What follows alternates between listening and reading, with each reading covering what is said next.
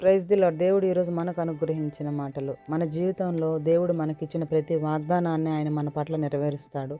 కానీ మనమే వాగ్దానంలో స్థిరమైన నమ్మకం, విశ్వాసం లేక నిరుత్సాహంగా జీవిస్తూ ఉంటాం. ఆనాడు ఇజ్రాయేలు ప్రజలకు దేవుడిచ్చిన మాటలను నెరవేర్చే దినములు రాబోతున్నాయని దేవుడు ఈ మాటను పలికాడు. ఆనాడు వారితోనే కాదు కానీ ఈనాడు నీతో నాతో కూడా ప్రభువే ఈ మాటను చెప్తున్నాడు. మనం దేవుని కోసం ఎంతగా నిరీక్షణ కలిగి ఉంటామో అంతగా మనం విశ్వాసంలో పడిపోకుండా ఉంటాము. దేవుని యందు స్థిరమైన విశ్వాసం కలిగి దేవుడు కోరుకున్నట్లుగా నీవు జీవించే వ్యక్తివైతే దేవుడు తప్పక నీకు తోడుగా ఉంటాడు. దేవుడు ఇచ్చిన మాట నీ జీవితంలో తప్పక నెరవేరాలంటే నీ జీవితాన్ని పూర్తిగా దేవుని చిత్తానికి సమర్పించుకో. నీలో ఉన్న వాక్య వ్యతిరేకమైన క్రియలన్నిటిని విసర్జించు. వాక్యానుసారంగా జీవించడానికి నిన్ను నువ్వు సిద్ధపరచుకో.